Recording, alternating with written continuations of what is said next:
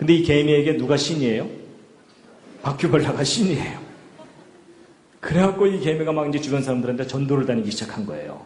신은 있다. 내가 체험했다. 이러면서, 회개하라. 뭐 이러면서. 그래갖고 이 개미가 아주 신앙심이 깊은 개미가 됐는데, 이 개미의 신앙이 점점 발전해갖고 무슨 신앙으로 발전했을까요? 재림 신앙으로 발전했습니다. 언젠간 다시 오실 거다. 이러면서 사는 거예요. 이해가 되시죠? 자, 그런데 이제 이 바퀴벌레는 자기가 개미에게 신적인 존재가 되는지도 모르고 방바닥에 빵 부스러기 찾아서 열심히 돌아다니고 있다가 이 바퀴벌레도 똑같은 상황을 경험한 거예요. 뭐냐면 메뚜기 한 마리가 자기 차원으로 들어온 거예요. 놀랬겠죠?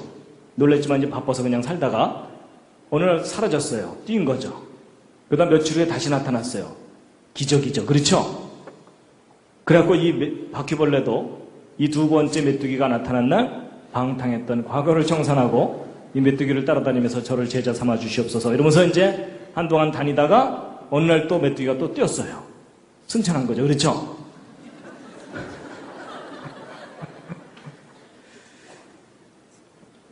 그래서 이 바퀴벌레도 점점점 신앙이 발전해서 무슨 신앙으로 발전했겠어요?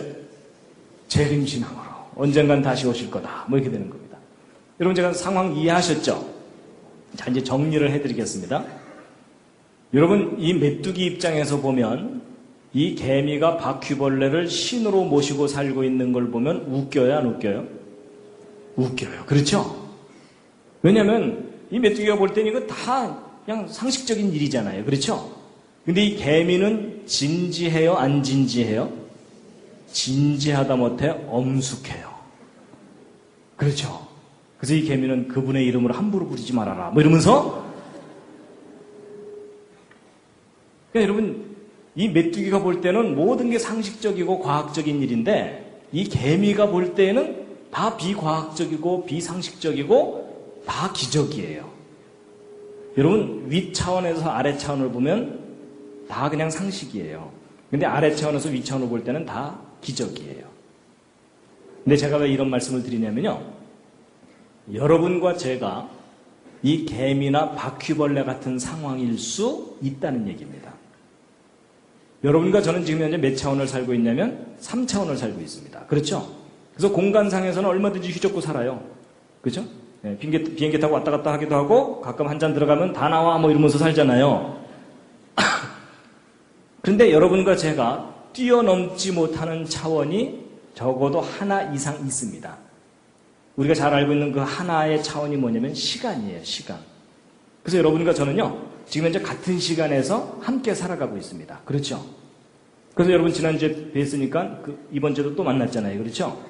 여러분 중에 혹시 옆에 있는 사람이 밉다고 야, 너 좀 뒤로 좀 쳐져서 올래? 뭐 이럴 수가 없잖아요. 세상이 싫다고 나 먼저 갈게 이러면서 자기가 시간을 앞서갈 수도 없죠? 여러분과 저는 늘 같은 시간을 같이 가고 있어요. 근데 만약에 우리 차원을 뛰어넘는 어떤 존재가 우리 과거에도 나타났었다가 현재 나타나서 함께 지내다가 그러다가 나중에 다시 올게 이러면서 먼 훗날 다시 나타날 수도 있겠죠. 근데 우리가 그런 현상을 보면 다 뭐예요? 기적이에요. 그렇죠? 근데 그 위차원에서 보면은 뭐겠어요? 과학적이고 합리적인 일이라는 거죠. 근데 여러분 제가 지금 설명드린 이 내용이 성경에 똑같은 형태로 나와요. 어디에 나오냐면 여러분 요한복음 8장에 여러분 예수님께서 이스라엘 사람들하고 얘기하다가 이스라엘 사람들한테 돌 맞을 뻔한 적이 여러 번 있어요. 근데 그 중에 하나가 바로 이제 요 부분입니다. 함께 한번 읽어보시겠습니다. 시작.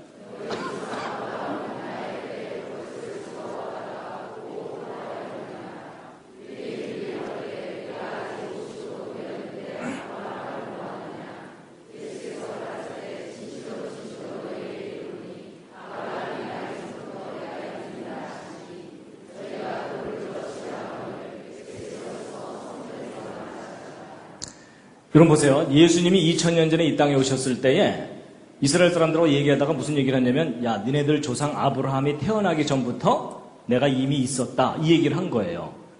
그때는 이스라엘 사람들이 막 화가 머리끝까지 치밀어갖고 돌을 들어서 예수를 쳐 죽이려고 했거든요.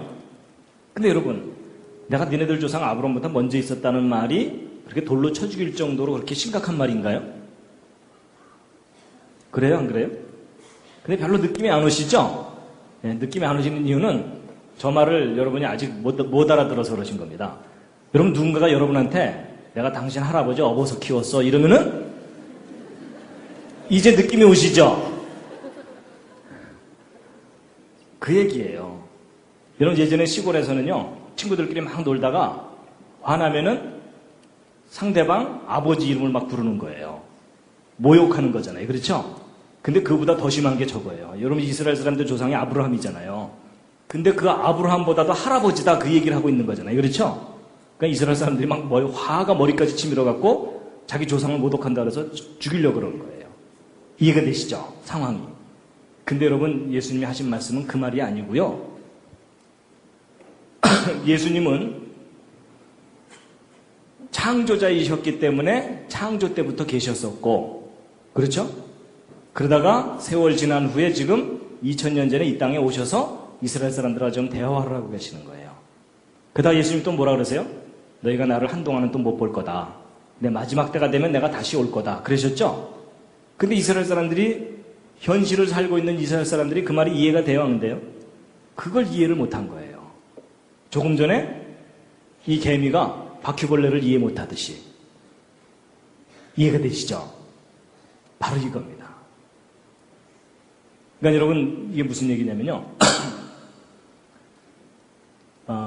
내가 성경에 나오는 이 황당한 기적은 도저히 비과학적이라서 못 믿겠다라고 버티는 분들에게 아니다.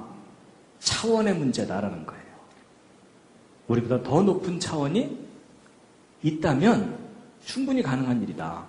근데 여러분, 성경을 읽고 성경을 믿다 보면 우리가 경험하는 이런 세상, 그 이상의 세상이 있다는 것을 성경이 우리에게 얘기합니다. 맞죠? 그래서 여러분, 우리가 경험하는 것만이 전부다라고 생각하는 사람을 뭐라 그러냐면 닫힌 세계관을 갖고 살고 있다 이렇게 얘기합니다. 쉽게 얘기하면 우물안 개구리 뭐 이런 얘기입니다. 그런데 아니다. 우리가 경험하는 세상보다도 더 이상의 세상이 있다라는 것을 열린 세계관을 갖고 있다라고 얘기합니다. 근데 예수님은 이 땅에 오셔서 우리에게 무엇을 얘기하셨냐면 열린 세계관을 갖고 살아라라고 이 얘기를 하시는 겁니다. 그러니까 내가 지금 현재 경험하는 건 내에서 해결돼야 믿겠다고 하는 것도 과학주의입니다. 근데 성경은 그 과학을 뛰어넘는 이야기를 하고 있다는 겁니다. 이해가 되시죠? 그래서 여러분, 성경에 나오는 기적은 황당하기 때문에 절대 못 믿겠다 이러는 분들에게 바로 이 비유를 좀 설명을 드리면 이해를 좀 하시더라고요. 그래서 이게 그 불후의 명작 개미와 바퀴벌레와 메뚜기입니다. 그래서 이 기적을 못 믿겠다고 하는 분들에게 어느 정도 설명하면 효과가 있으니까 앞으로 좀 사용해 보시기 바랍니다. 자, 잠시 기지개 한번 켜시고요.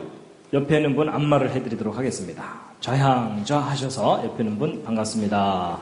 네.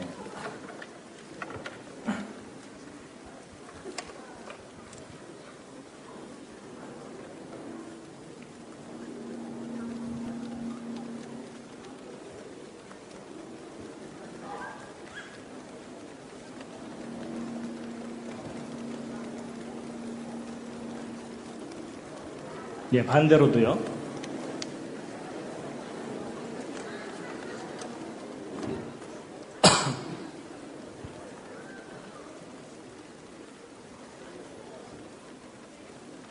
대충 하시면 안 됩니다. 옆에 있는 분이 오케이 할 때까지입니다.